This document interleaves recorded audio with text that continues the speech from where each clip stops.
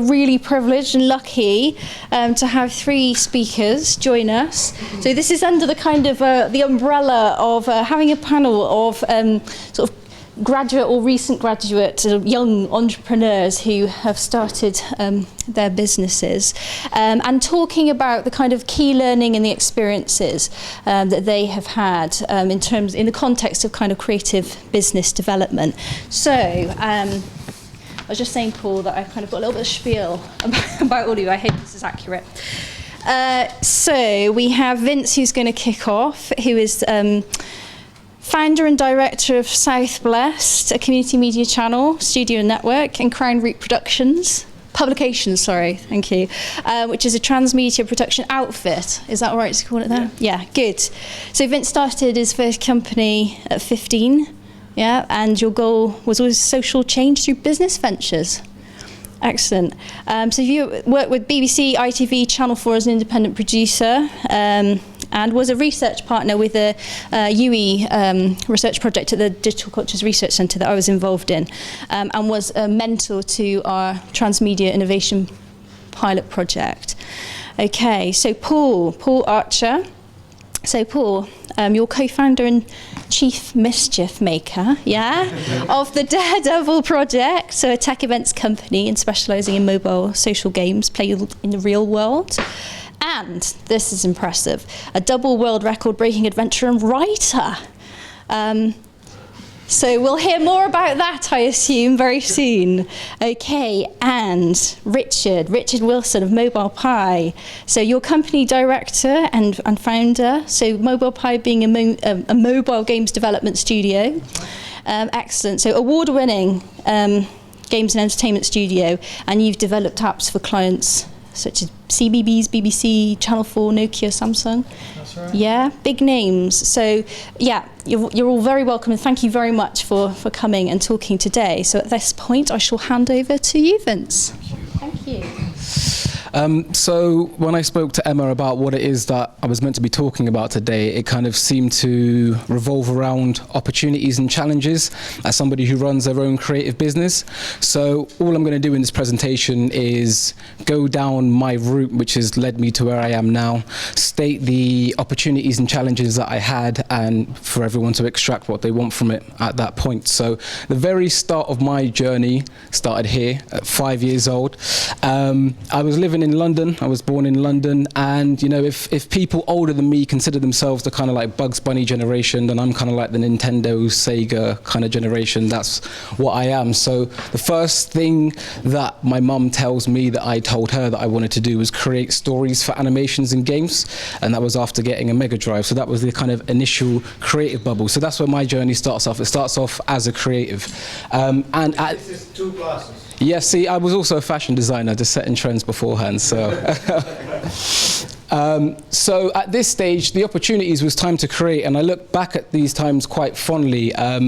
Anybody who runs a creative business knows that creativity and business are 2 very different things, and you add creativity to business and it almost always it flourishes, but sometimes when you add business to creativity, it doesn't quite do the same thing. So at this point, when bills and overheads and none of that was in my mind, it was just a really nice time to create, and there are always pockets of time where I kind of get that opportunity again, and it kind of reminds me of that point. And interestingly now, to get to that stage is when the business is secure. So when I know what I've got, I can kind of get back to that space. But that was the main opportunity at the time. The challenge was lack of resources. So, you know, creating stories for animations and games, nobody in my family or immediate circle created, were creating animations as games, so I couldn't get my hands onto anything. But also because of the time that it wasn't kind of mobile phone photos, laptops, none of that was about. So even the things that I created at that time, then it's still not here now. Then at 8 years old, I moved from London to Corsica, and also again, my mum tells me at 8 years old, that's when I told her that I wanted to be an entrepreneur. I don't remember saying that, but I do remember going between France and England and selling French sweets to English people and English sweets to French people. So the French really liked the Nerds, crunchy and sour. And the carambars, I don't know if they have it in any, like Portugal or anything like that, but that's a very French sweet, and people seem to like it back here. So that was the kind of start of my entrepreneurial journey. The opportunities were making money. This was making me, for an 8-year-old, I was making loads of money. It was an opportunity, really. Yeah, just eating. There was no profit to be made. There's a lot of sweets, and it's not very healthy to do that sort of stuff. And also, whilst I was in France, I seen the kind of card and anime culture and pogs. So that was just something that I seen that, again, later on would be very valuable. And that was something that, again, I learned from being in a different culture. So coming back to England, I was selling sweets still. Everyone still wanted sweets, so I just was doing that. The phone thing kind of came in as soon as I came into secondary school. So when I was 11, that's when Nokia, I don't know if they just released it, but that's when the Nokia 402 became popular. That kind of started the mobile phone technology, inputting your own ringtones, setting ringtones, changeable covers.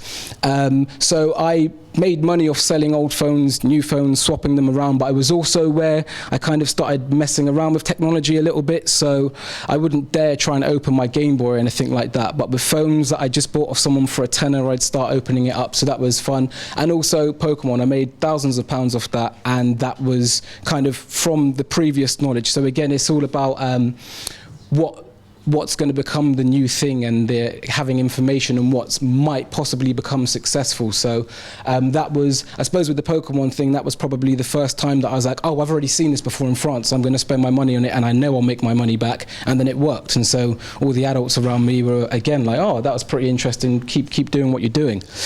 I used to come to loads of different courses. I did animation courses, storyboarding courses, camera work, all of that sort of stuff. And I just started developing my film techniques, but in kind of little isolated 2-week course here, 1-week course there.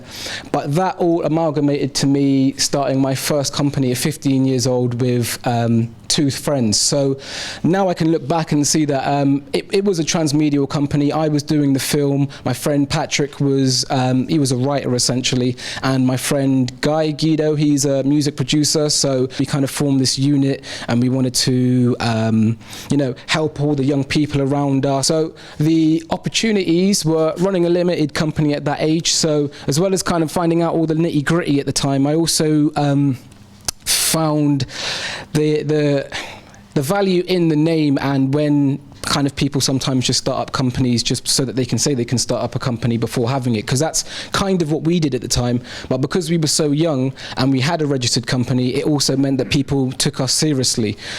So I would still say at the time it was a good thing to do, but it also made me realize later on when I had ideas, I don't need to set up a company now. Let me just find something viable first, and then once it actually gets to that stage. So that was really valuable knowledge.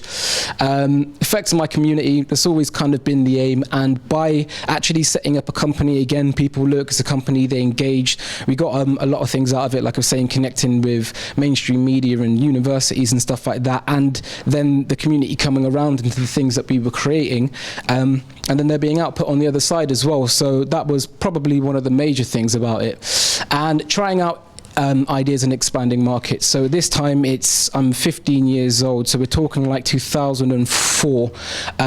So things like YouTube aren't huge yet. Things like Amazon and eBay are new at this point. So it was just nice to be trying out these ideas in a semi-serious fashion at this point when things are constantly expanding around you.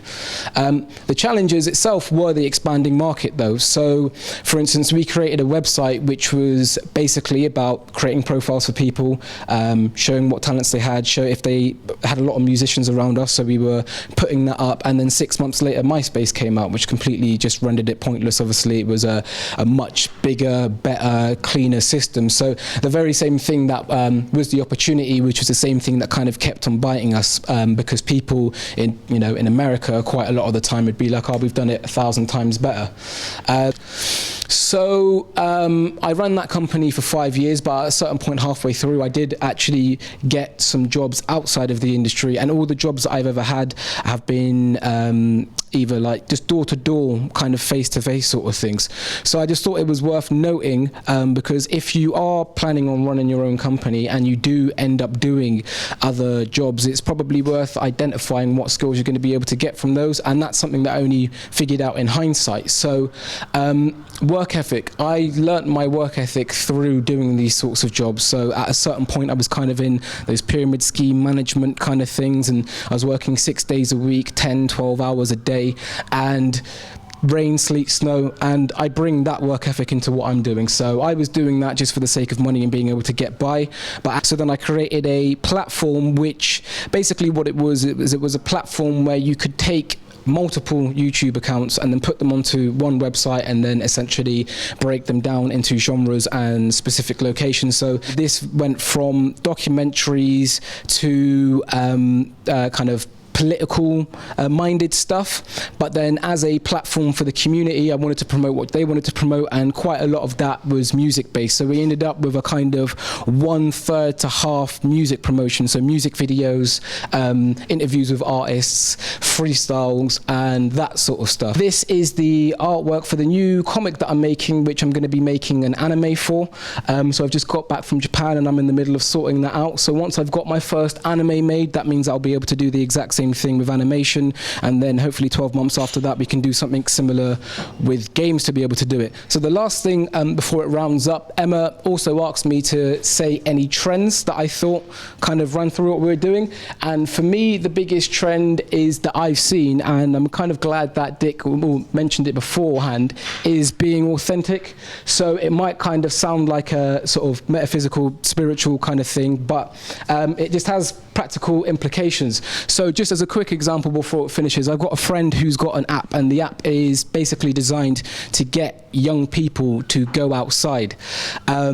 And if you imagine somebody coming up to you presenting an idea like this, and they're looking for you to get funding, which is obviously quite a big issue and comes up a lot of the time, if you've got 4 people come up to you and through the conversation, one of them you can clearly sees loves the outside, one of them loves apps, another person really loves the outside, and the 4th person, it kind of doesn't have any trend within it. It's a very kind of uncomfortable feeling, and that's the one thing that I would say throughout the whole process, which I've seen from being 15 years old, is that it's good. There's kind of like an entrepreneurial spirit that's kind of in this country at the moment. It's been promoted a lot. There's been a lot of support for these type of things, but you do see people who seem to kind of be doing it for the sake of it, which is fine. But I do believe that everybody has a passion or a like or something that they can kind of in tune themselves with, and that's all I would say, is that if you're planning on kind of getting into some sort of a creative business, at least one aspect of that has got to be rooted into some sort of passion, because the reality is that running your own thing is a hell of a lot more time and effort than working for somebody else. So if you don't like what you're doing, it's going to be very hard to put in those 12, practically 24-hour days to be able to make it work. So yeah, this is just an example. This guy, KSI, 21 years old, multi-millionaire, and he just cracks jokes and plays games on YouTube. But it was a passion of his, and I don't know how many millionaires YouTube's produced, but there's a lot of them, and every single one of them's down to niche markets and passion, and you can kind of see that go across the things as well, the tech world, and you know, you can just look at all the examples. So I think that's me. Yeah, thank you very much.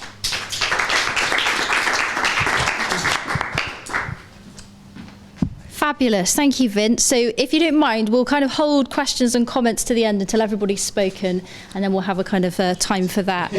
So Paul, we just need to change over computers, don't we?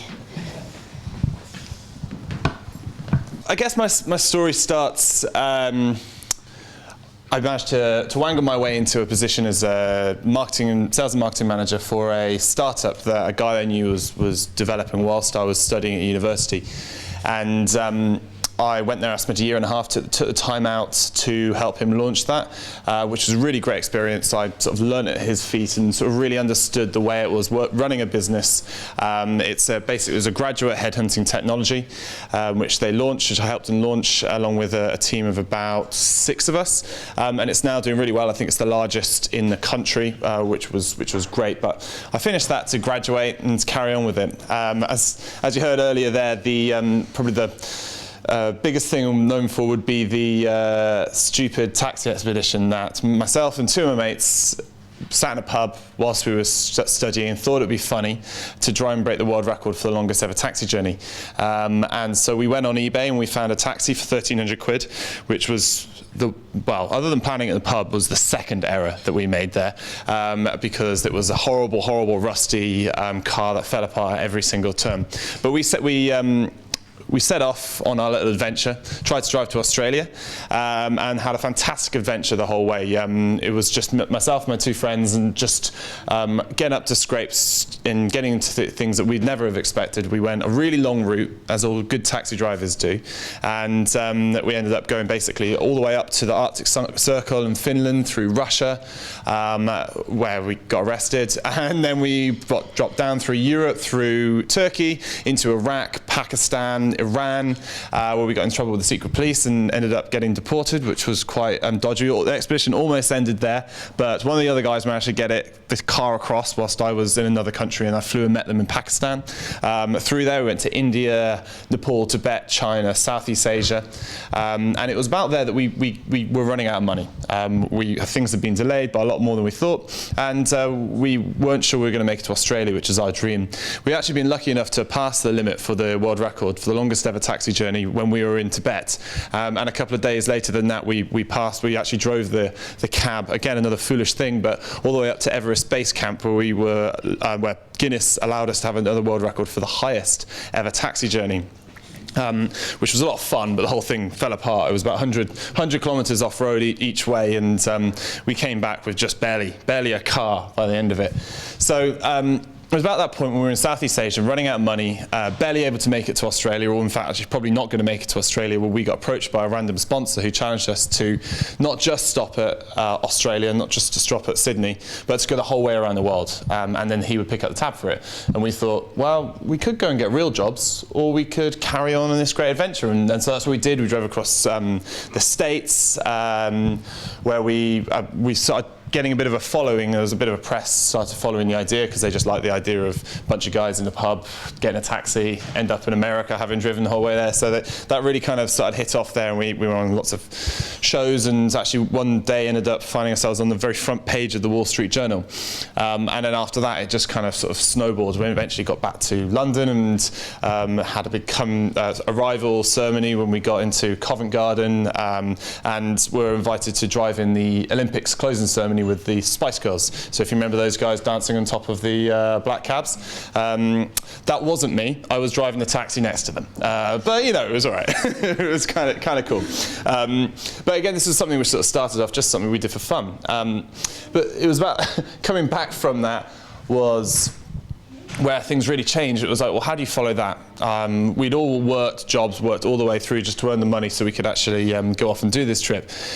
And it didn't really feel like the kind of thing we wanted to do. And it had always been creativity, always been running my own little things, running events a lot, and running small businesses and sort of consulting and things like that. And I had the idea to try and start a business that would encourage people to go out and have adventures, that would allow them to have as much fun and adventures as we had on our stupid taxi journey, but only without them having to quit their jobs and to buy an old London taxi on eBay. And so this is why when I set up my business, which is called the Daredevil Project. And the idea was that we were going to run events which were basically photo challenge games that people would play around town centres, or they would also play them whilst on mini expeditions and road trips and things like that. They were all powered through an app. And so I ran my first event for that, and that one sold out, and then I ran another 2 more, and then they sold out, and I thought that it was about then I should probably start getting some insurance and actually start doing things properly and registering as a limited company and everything like that. And I was learning the whole way. whole way along this thing, it was started off and I started teaching myself HTML and the CSS and a little bit of the sort of front-end things and the design work that we needed onto doing this, and launched an app that assisted with these events, and then got someone who's much better than me to build another app to allow us to do that. And things were going well. We did a couple of events. We were over at Oktoberfest in Munich. We launched the new app with the Movember charity, which is when everyone grows moustaches for charity, with a series of events around the country, which was really cool. And then we started actually realizing I built the company with the intention of getting people to go off and have adventures. And actually what I'd inadvertently built was a really effective corporate team building business.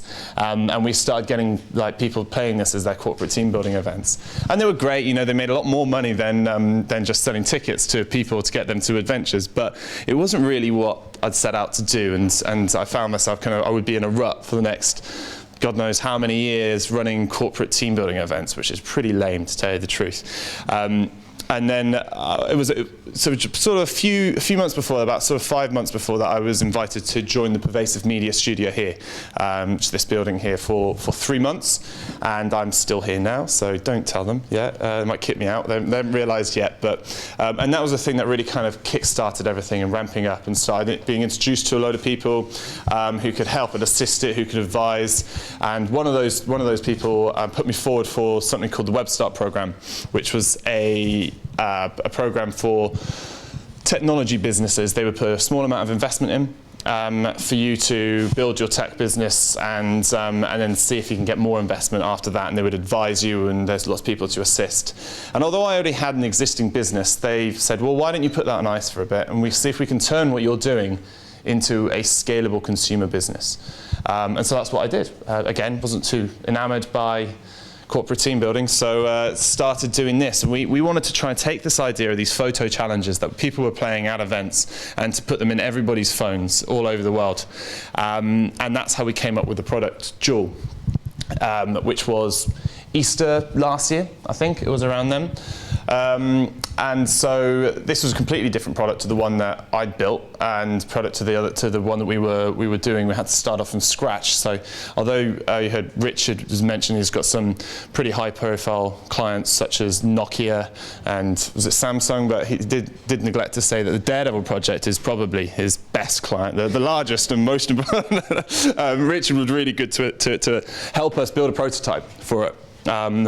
Which was the thing that really allowed us to test the idea for this, and people were starting to get quite addicted to playing this little game that we'd built in their pockets. And we were lucky enough then to actually raise some investment from a venture capital firm to actually make this properly, make it something which we could launch all over the world. And from there, things have kind of snowballed. So that was probably September last year. We've grown a lot, so there's now a great team. I was fortunate enough to bump into, I was introduced to a guy who was looking for work at the time. He'd just come out of a job, and he was responsible for launching Zipcar in the UK. Lots of experience on this kind of thing. We thought, hey, we'd partner up, we'd try and launch this. And so that was the first hire that we got. And from there, we rapidly got more developers on board. We got some designers and marketeers ready to actually get this off. So we finished building Jewel. Well, again, we're on the point of launching it now, and in the next couple of weeks, we think mid-March, possibly at the latest, for a very quiet beta test. And then we're going to be launching globally. We're fortunate enough to raise some more money as well, another venture capital round, to allow us to launch it globally, probably the end of April, beginning of May. So yeah, that's the story of how I got here. What I'll do is I'll show you what Jewel is now. This is the team, as I mentioned. That was me, Mark, who's that CEO from Zipcar, who's actually sat at the back there. Seth, who's been fantastic. He was the guy who introduced me to the Web Start incubator program in the first place, and then our crazy giant Greek god of a designer, who's just more personality there than you would believe. Let's see if we can get this to play a video. Doesn't like YouTube, does it? That's some thinking time there I wanted to build into the presentation. See if it's going to work.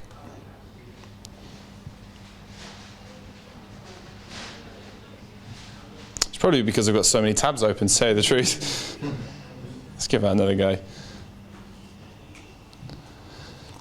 Well, okay. Well, I'll tell you. How about that?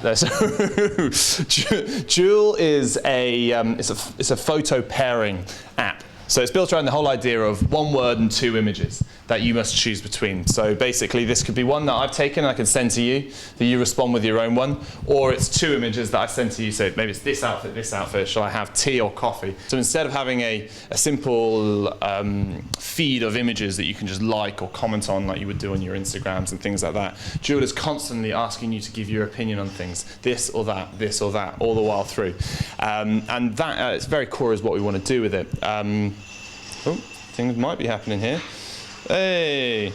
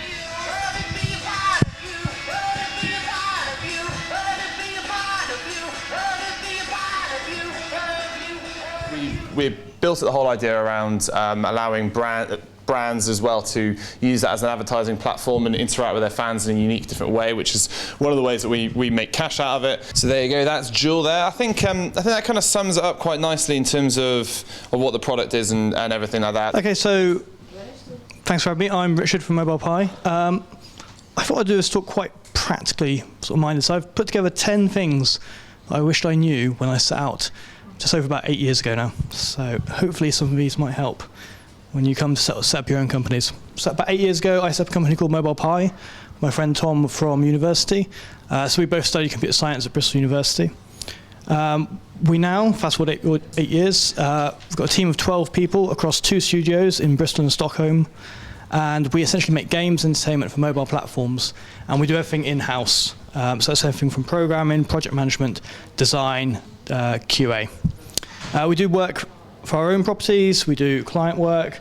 So obviously big clients such as Daredevil, CBeebies, Gruffalo, Nokia, Aardman, a lot of the hardware manufacturers as well. So a real range of projects there. So my first sort of tip is there's a lot of help out there when you sort of come to set up your company, and a lot of this help is free. It's definitely worth sort of taking advantage of. Don't be scared of people like HMRC, Companies House, even banks.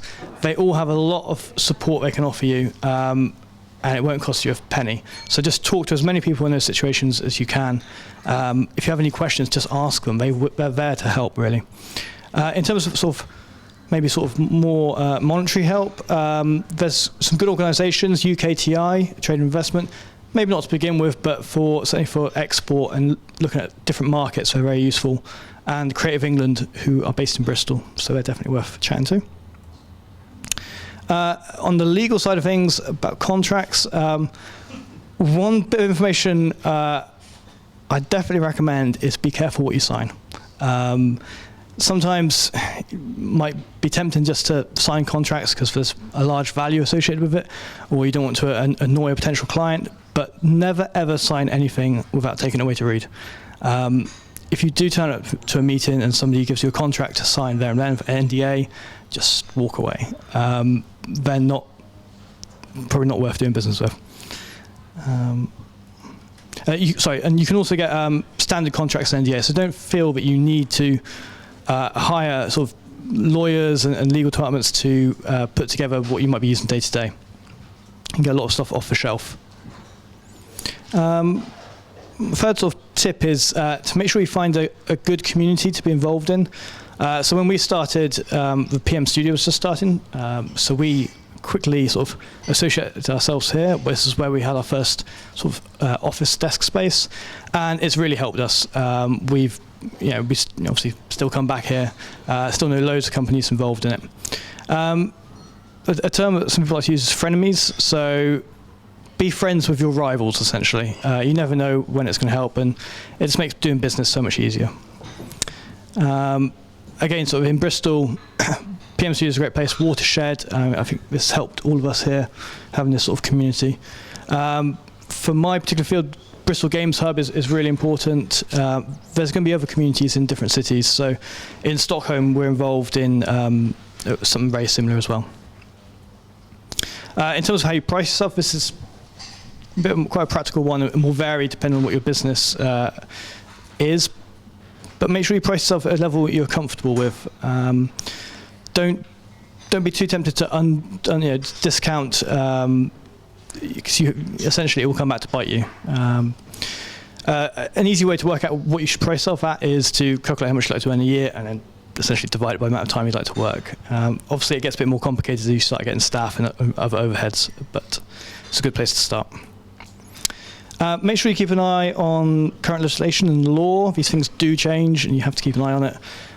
So quite boring things like VAT. If you're just starting out, be aware that you have to be VAT registered if you earn over a certain amount. So if you're using freelancers, if you're buying goods, that still counts. And you should make sure you cover that.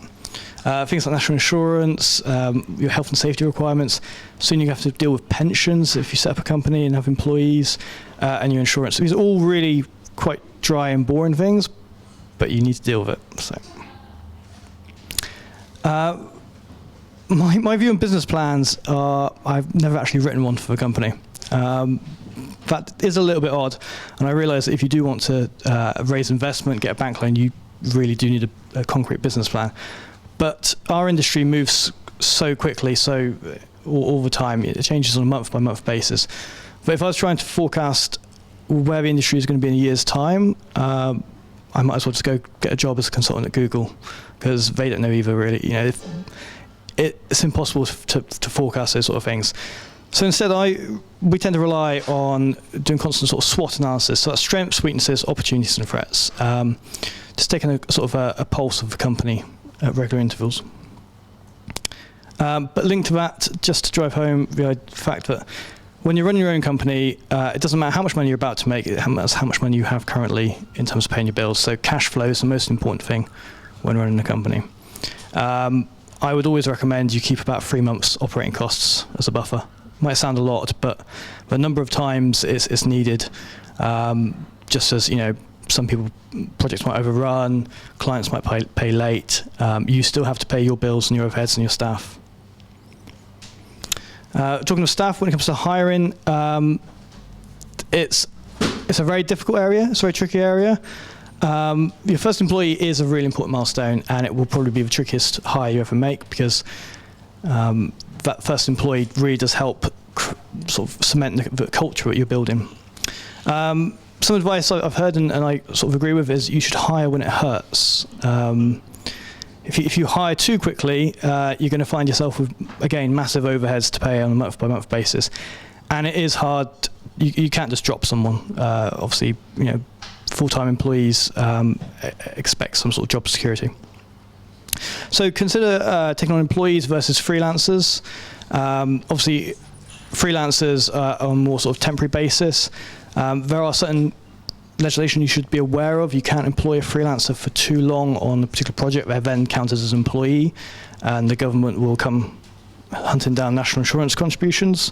So they're not technically allowed to have their own desk space or their own computer or work with you for more than 3 months at a time without working for someone else. As a small company, when you start out, it's really important to play to your strengths. You're going to be going up against established players, larger players, but if you know your strengths and you can play to them, you can really sort of make a good go of it.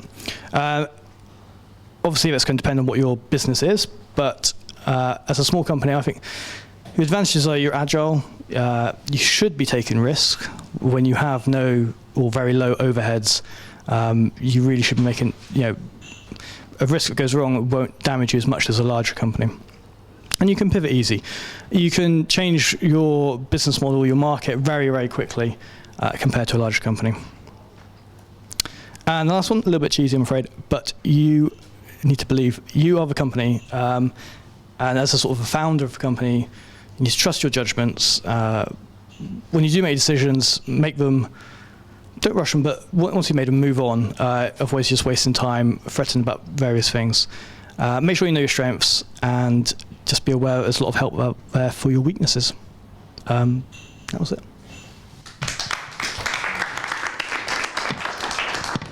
Excellent practical advice and lots of inspiration, actually, about all of your 3 journeys.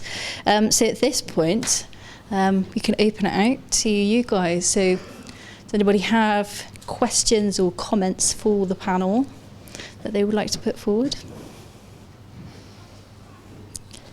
Can I kick it off? So we've been talking a lot today about this kind of split between nurturing kind of entrepreneurial skills, which seems to kind of be quite an agenda, certainly within education and within kind of education for industries and within universities, and then thinking more about, well, what about entrepreneurial spirit? That's kind of been raised quite a lot today. So I was just wondering, in terms of kind of how would you identify what is entrepreneurship, what is being entrepreneurial?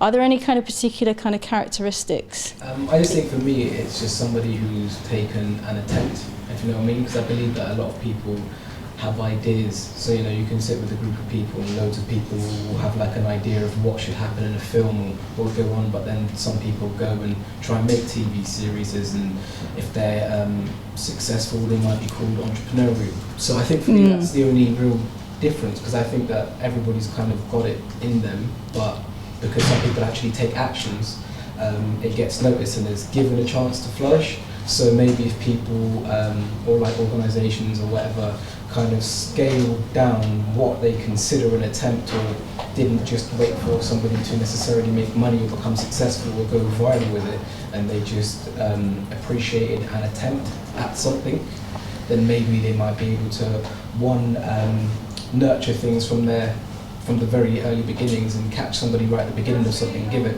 but they also might inspire other people who are on that border of maybe not attempting because they were too scared, and if they saw that other people were being given praise and other things just for attempting, then more people might attempt, and that would increase the amount of ideas that are being generated and future collaborations and possibly stuff like that.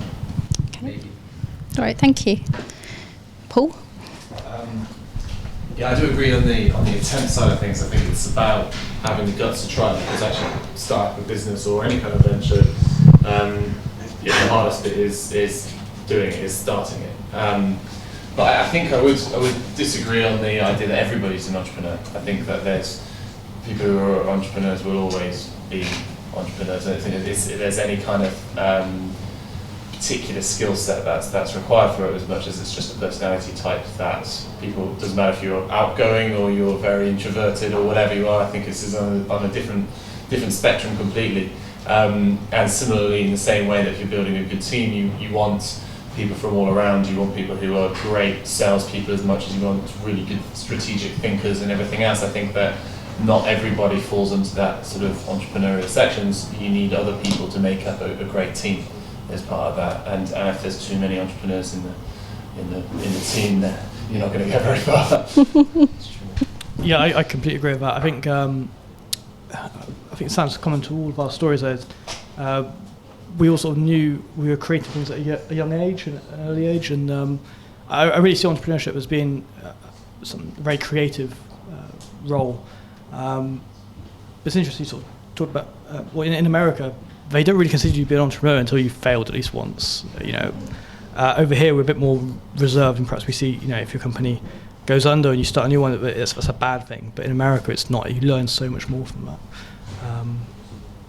But yeah, I think I agree with Paul that entrepreneurship, in my mind, it's not necessarily something you can teach everyone. It's something that's in a lot of people, and yeah, it's just finding a way of help bring that out in a creative way.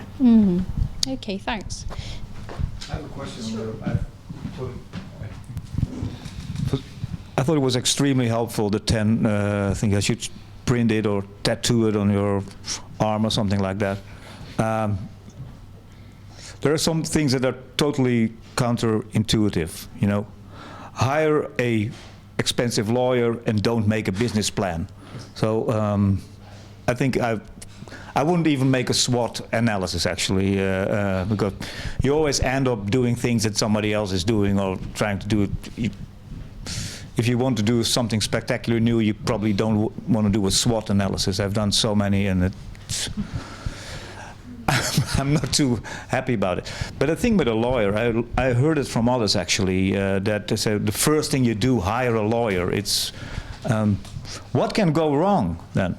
Because you have experience from not having a lawyer and being, well, ended up on shit creek with no pedal, I think. Yeah, I agree. I mean, I wouldn't say my advice would be to hire an expensive lawyer straight away, but just be aware that it's important to have an awareness of the law about contracts, and that when you feel you need to, don't just take a risk on you know, a contract that needs explaining. Do seek legal advice. As for the business plan, I do realise that is I'm sure you guys have got quite your own experience about regards to business plans. I just find that in my fast-moving sector of creative industries, if I was to spend the time putting together a business plan, it would be out of date within a week. And I would much rather concentrate on making sure our sort of cash flow forecasts, SWOT analysis, things like that are up to date, and that's how I take the pulse of the company. But what you guys? Well, I would come from two sides of having run a business with, you know, like a normal business, which is not like a startup, which everything's twisted on its head in a weird way because you get lots of money up front and you gradually spend it and you see what happens, as opposed to use cash flow in a much more logical way. But having done that, but then also have to go through the fundraising process. I met one investor who described the business plan that you give them. He hates the word business plan. He calls it an investment proposal because it's a snapshot of that moment in time that you want that person to invest in that business for. This is what we think we're going to do over the next 12 months. And you know, especially in a similar kind of industry, especially within technology, anybody who asks for some finances, you want to kind of have a rough idea of where you want to go after, you know, 6 months, 12 months. They're those things that you kind of think roughly where you think you're going to be. But anyone who asks for 3-year plans, or God forbid even a 5-year plan, they've no idea what they're talking about. You need to walk out of that meeting there. They're never going to be good for business in the slightest bit. Yeah. I'd agree. Basically, for me, business plans have always just been a way of getting funding, and just basically presenting something to somebody else. And, you know, as a storyteller, it's always a good way to basically fictionalize a perfect case scenario of what might happen over the year, whilst, you know, obviously being accounting for the negatives that are going to happen. So I think that it's almost like storyboarding for a film or something. It's definitely something to communicate something to somebody else rather than actually a concrete plan of what money is actually expected to be there. Because I do know that through creating business plans, you know, someone's like, oh, what about that? And that extra thinking does actually pay out in what you really do in your business, even though it's not actually the numbers on the paper that mattered as much as it is like the individual bits of content and how you were thinking about it. So yeah, I'd say it's essential to take the time to go through those exercises, but if you're creating something you're constantly referring back to over the next year without updating it or changing it, I think that's a recipe for disaster in any sort of fast-moving technical or creative industry.